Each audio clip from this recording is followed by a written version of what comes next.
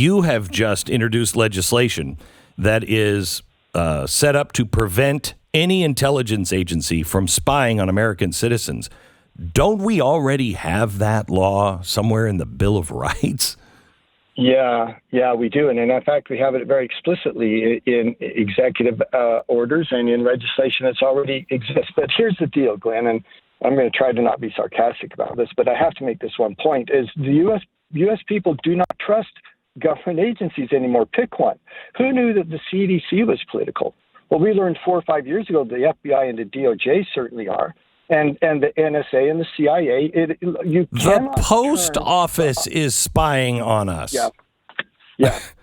So thank you for bringing this up, Glenn, because this is so important. This administration came to power and they said the greatest threat facing our security is not, once again, China or Russia or the mullahs in Iran or North Korea. They said the greatest threat facing our own security is internal. They said it's white supremacy, domestic violent extremists, DVEs they call them.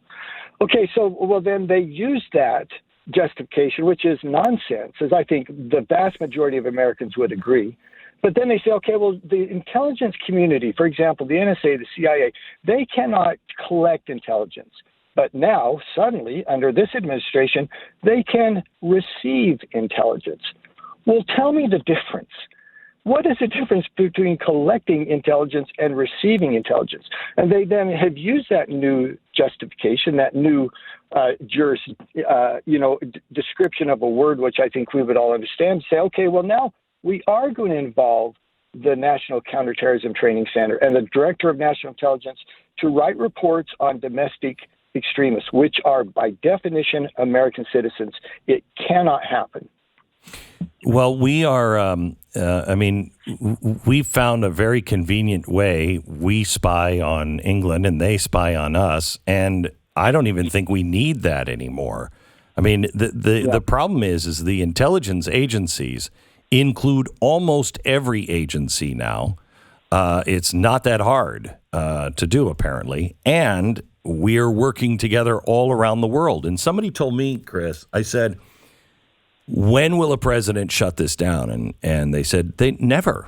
Yeah. Because the excuse will be everybody else has it. And we can't be the only one that doesn't know what our citizens are doing. Yeah. So, well, go ahead.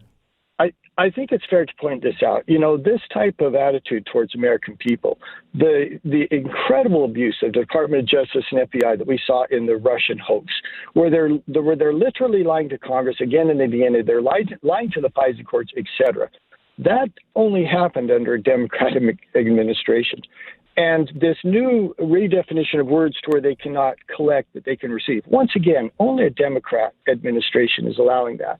So I don't think we've got equal concerns here. It's certainly true of the Republican Party, ironically, because this is a bit of a shift. Most of us were viewed as being defense hawks, but now we are the protectors of privacy. It's the ACLU and our Democratic colleagues and others such as them who are saying, they're the ones who are fighting our initiatives, our efforts to try to retain privacy and protect civil liberties for Americans. So what would be the punishment for, let's say, Google just happens to say, you know what, we have all this data on people and we just got to get it off our servers. Do you want to take a look at it?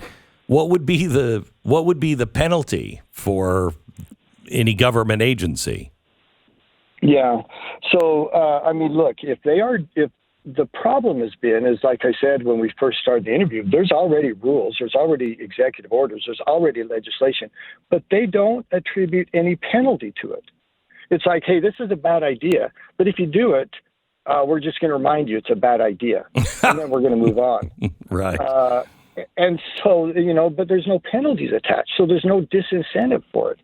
And so this legislation would attach a penalty for it. It would attach a penalty to the person, to the individual.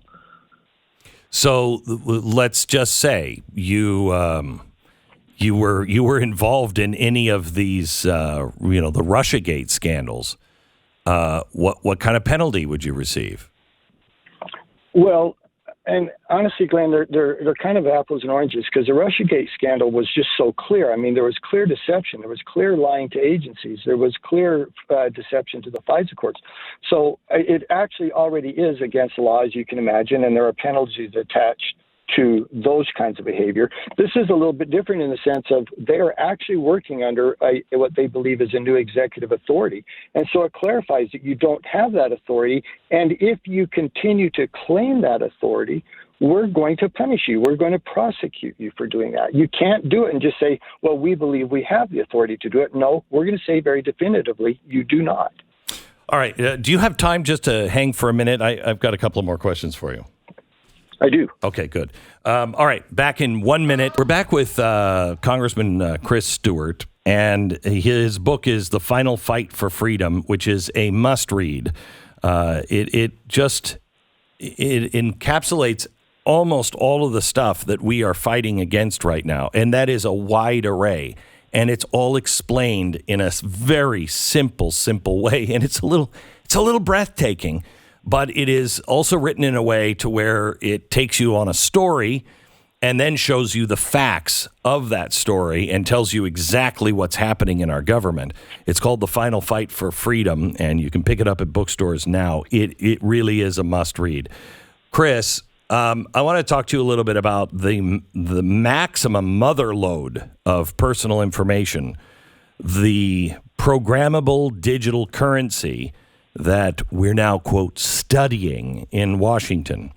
Who is the one that actually authorizes the currency? Is it Congress, or is it the Fed, or who is it that says you can switch to a digital currency?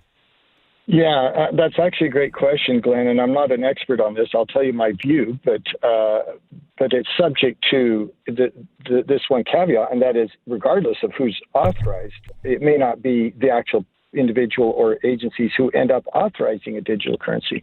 But I think that Congress ultimately has oversight on this. Clearly we do, and clearly we authorize this. Now, the Fed, as you know, certainly more than I do, but as you indicate over and over again, the Fed has taken powers into itself, just like the presidency has over Congress.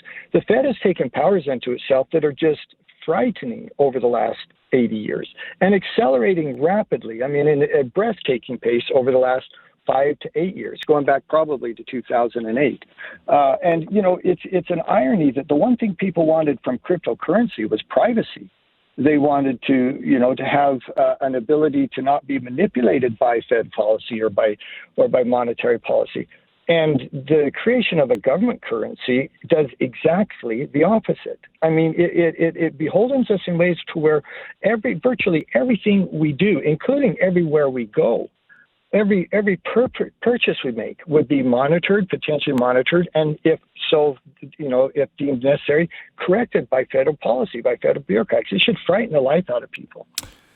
Okay. Well, Chris, would you look into that for me and see if there's anybody on the Hill that is at least even questioning the Fed? Because I think this is going to come fast and furious. Well, Glenn, there are. I promise you. I sat down for probably a little more than an hour with Patrick McHenry, who will be the next chairman of Financial Services, just last week on this issue.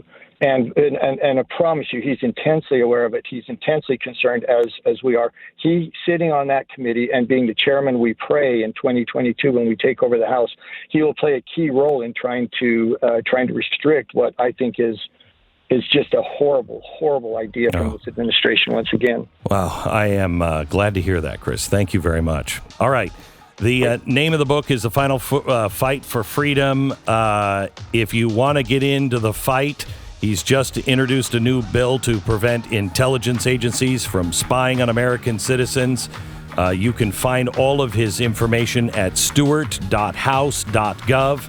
Get involved. There are no bystanders.